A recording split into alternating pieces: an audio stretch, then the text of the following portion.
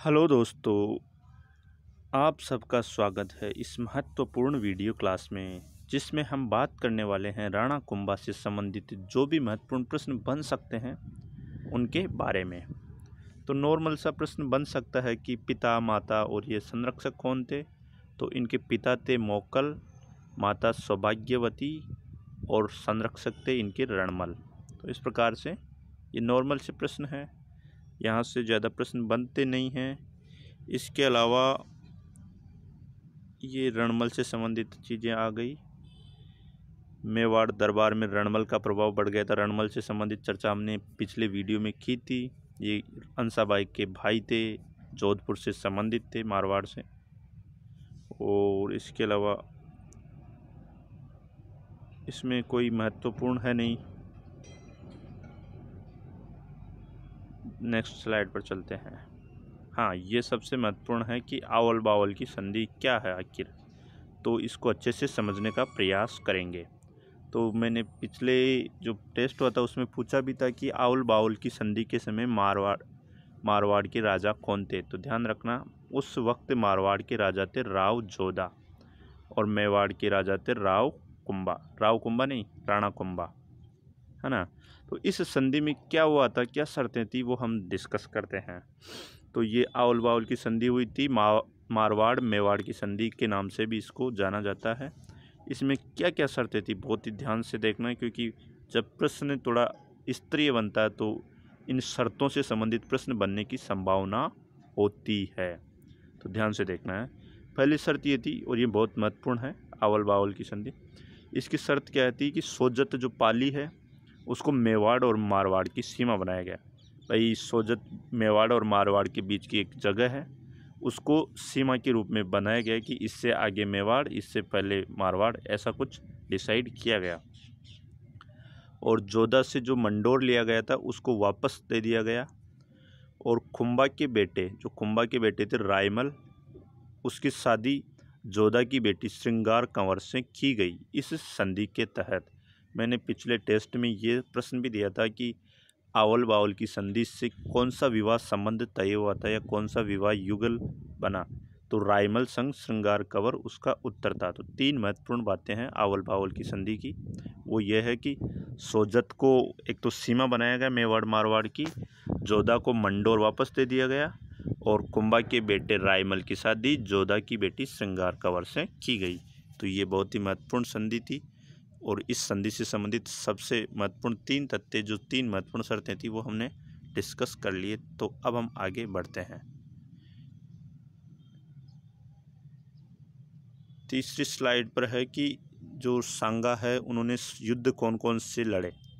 तो एक सारंगपुर का युद्ध लड़ा था इन्होंने 1437 ईस्वी में। सारंगपुर का युद्ध किसके खिलाफ लड़ा था? महमूद खिलजी के खिलाफ, जो कहाँ के राजा थे? मालवा के राजा थे। और कारण क्या था इसका कि महमूद खिलजी ने मोक्कल के हत्यारों को शरण दी थी। मोक्कल की जो हत्या की थी उनको शरण दी थी महमूद खिलजी ने। युद्ध में कुंभा जीत गया। इस सारंगपुर का युद्ध हुआ जो उसमें कुंभा जीत गया, तथा जीत की याद में उसने चित्तौड़ में विजय स्तंभ का निर्माण करवाया। तो यहाँ से दो प्रश्न बनते हैं कि सारंगपुर का युद्ध किसके खिलाफ हुआ। तो महमूद खिलजी के खिलाफ हुआ। और युद्ध में जीत के बाद कौन सा स्तंभ बनाया गया, तो वो ध्यान रखना, विजय स्तंभ बनाया गया। अगर कोई डिफ़िकल्ट यानी कि थोड़ा डीप लेवल का प्रश्न बने तो वो है कि उसका कारण क्या था। युद्ध का कारण तो वो होता है कि महमूद खिलजी ने मोक्कल के हत्यारों को शरण दी थी। तो ये सारंगपुर के युद्ध से संबंधित कुछ महत्वपूर्ण प्रश्न थे। उसके बाद में एक बहुत महत्वपूर्ण संधि और आती है, चंपानेर की संधि। ध्यान से पढ़ेंगे इसको भी। ये क्या है कि चंपानेर की संधि हुई थी 1456 ईस्वी में।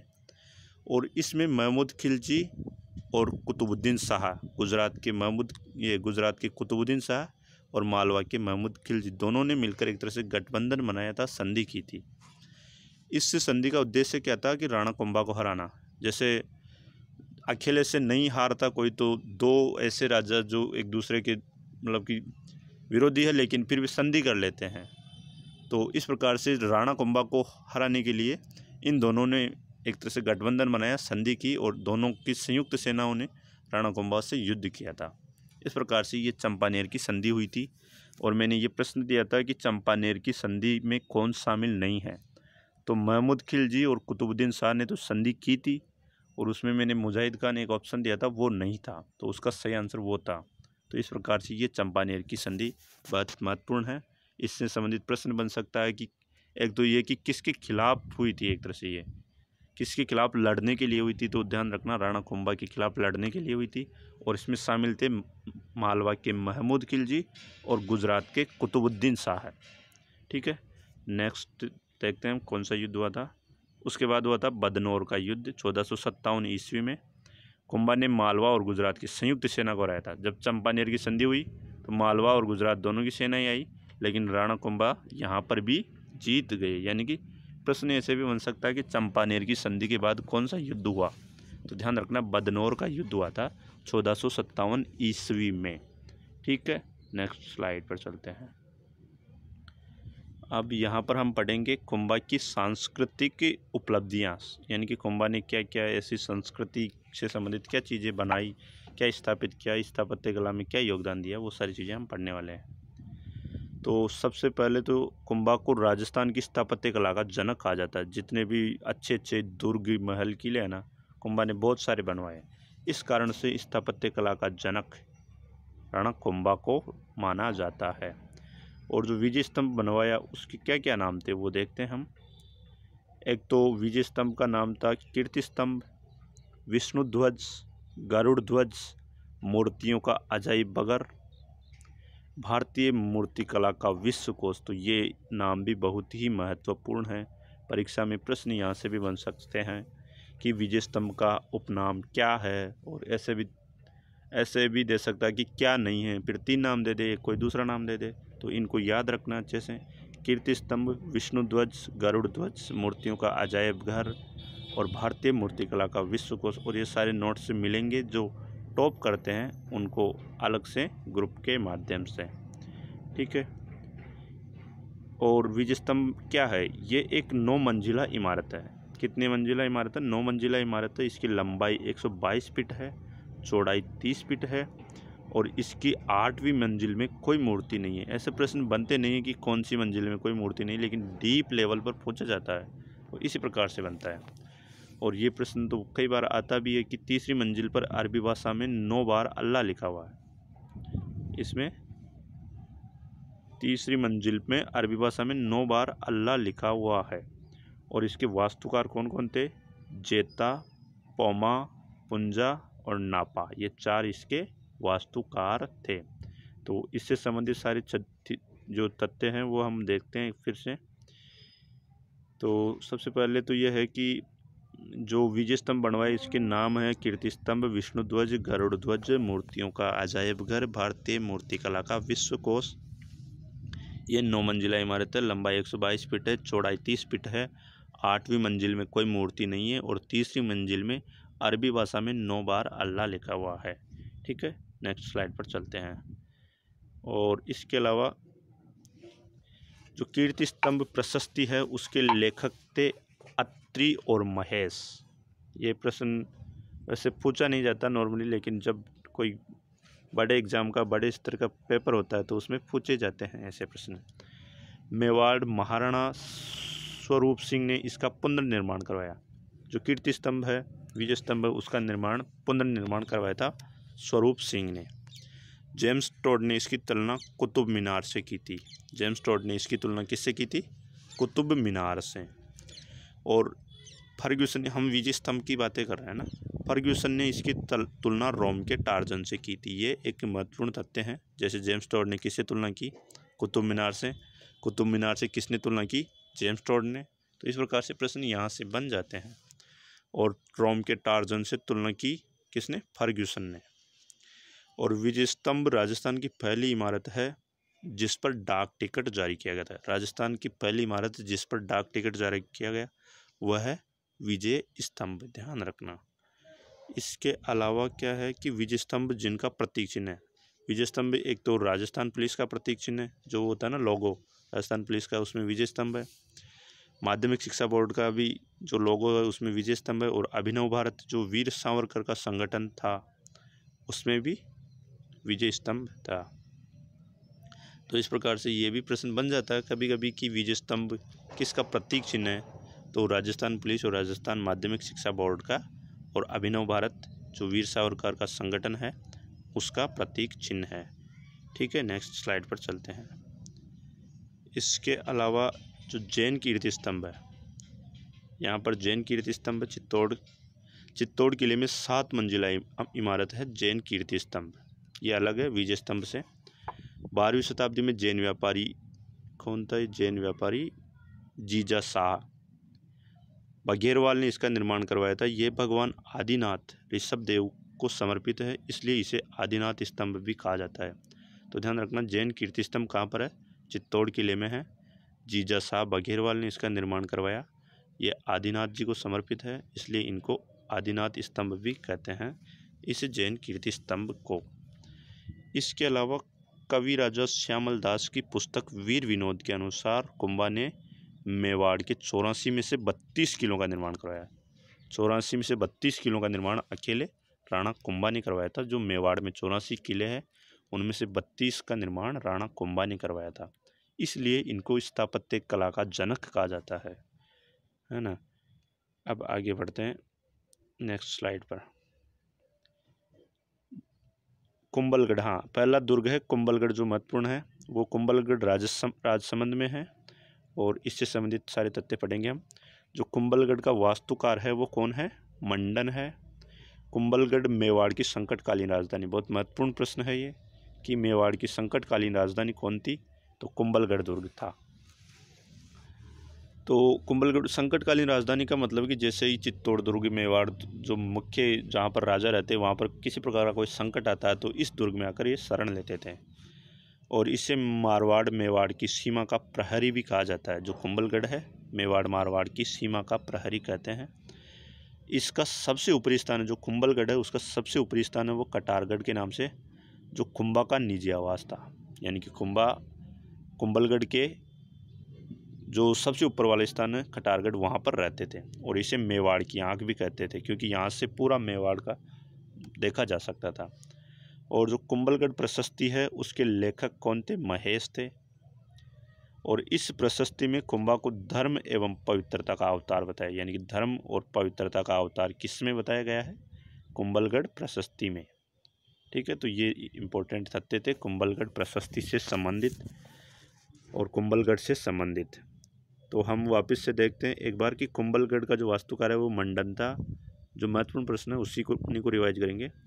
कुंभलगढ़ को मेवाड़ की संकटकालीन राजधानी कहते हैं, मेवाड़ मारवाड़ की सीमा का प्रहरी कहते हैं और मेवाड़ की आंख कहते हैं। और कुंभलगढ़ के कटारगढ़ में जो सबसे ऊंचा स्थान था वहाँ पर राणा कुंभा का निजी आवास था। ठीक है, नेक्स्ट। उसके बाद दूसरा एक दुर्ग है अचलगढ़ जो सिरोही में स्थित है। 1453 में कुंभा ने इसका पुनर्निर्माण करवाया था। उसके बाद बसंतगढ़ दुर्ग है वो सिरोही में है। मचान दुर्ग जो मैंने प्रश्न पूछा था वो सिरोही मेर पर नियंत्रण हेतु बनाया गया था, राजसमंद में है। और भोमट दुर्ग उदयपुर भीलों पर नियंत्रण हेतु बनाया गया था। भोमट दुर्ग है वो उदयपुर और भीलों पर नियंत्रण हेतु बनाया गया। मचान दुर्ग वैसे राजसमंद में है लेकिन सिरोही और मेर पर नियंत्रण हेतु बनाया गया था। उसके बाद कुंभा ने चित्तौड़गढ़, कुंभलगढ़ एवं अचलगढ़ में कुंभ स्वामी मंदिर, विष्णु भगवान मंदिर का निर्माण करवाया था। और श्रृंगार चौरी मंदिर, जो श्रृंगार चौरी मंदिर है वो कहाँ पर है? चित्तौड़ में। इसका निर्माण चित्तौड़ के कोषाध्यक्ष वेलका भंडारी ने करवाया था। श्रृंगार चौरी मंदिर कहाँ पर है? चित्तौड़ में। और इसका निर्माण चित्तौड़ के कोषाध्यक्ष वेलका भंडारी ने करवाया था। बहुत महत्वपूर्ण तथ्य है ये भी। उसके बाद ये सभी राणा कुंभा से संबंधित है। उसके बाद रणकपुर का जैन मंदिर 1439 ईस्वी में जैन व्यापारी धरणक शाह ने इन मंदिरों का निर्माण करवाया। जो रणकपुर के जैन मंदिर है वो धरणक शाह नामक एक जैन व्यापारी ने करवाया था और इनमें मुख्य मंदिर को चौमुखा मंदिर कहते हैं। ठीक है, नेक्स्ट स्लाइड पर देखते हैं और क्या चीज़ें हैं।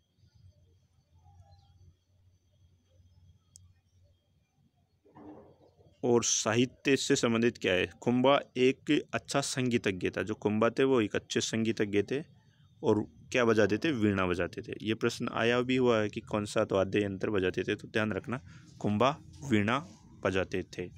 और जो कुंभा के संगीत गुरु थे, जो प्रश्न मैंने पूछा भी था, वो कौन थे? सारंग व्यास थे। ये प्रश्न आया हुआ है।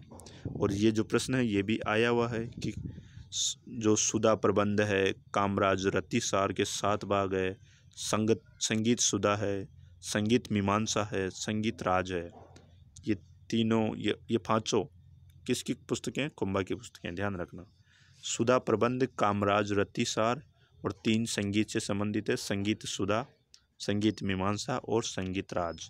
तो इनको हमको याद रखना है।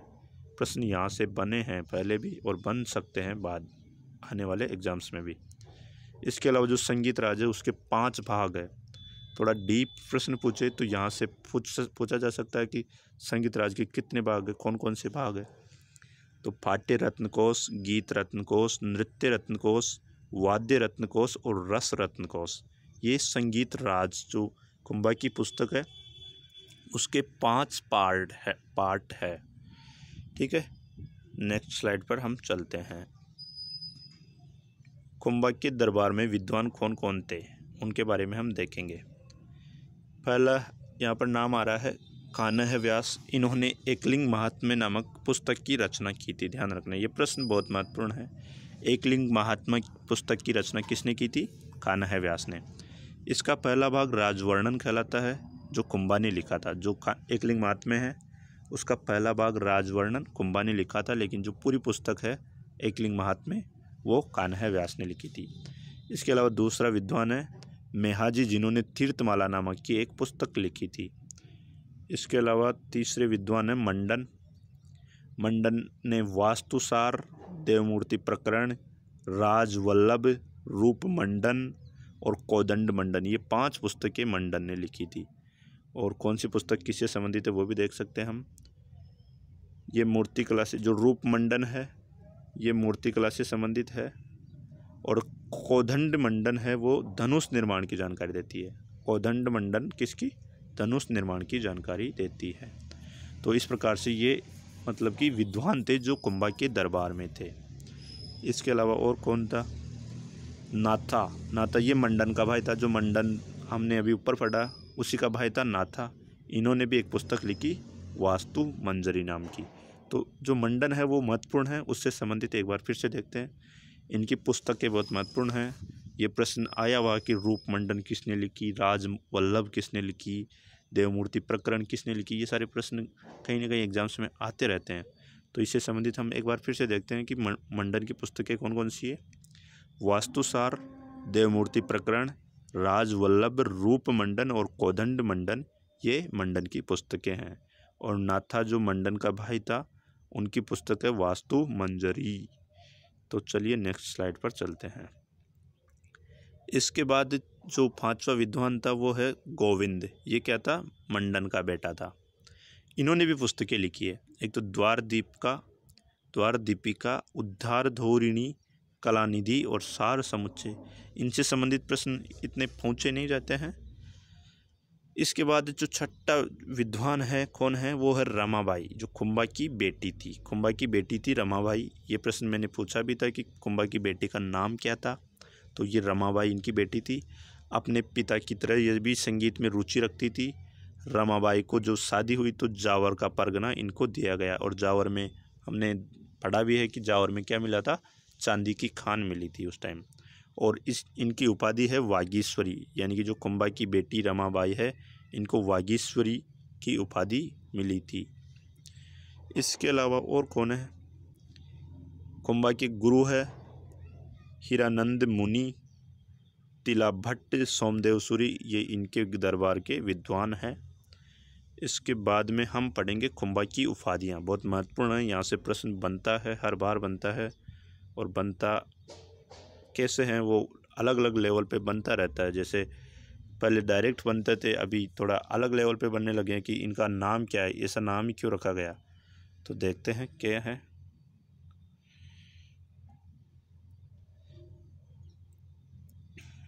तो सबसे पहले है हिंदू सुल्तान। हिंदू सुल्तान क्यों कहा गया? क्योंकि ये हिंदुओं के रक्षक थे, हिंदूवादी विचारधारा एक तरह से ज़्यादा थी।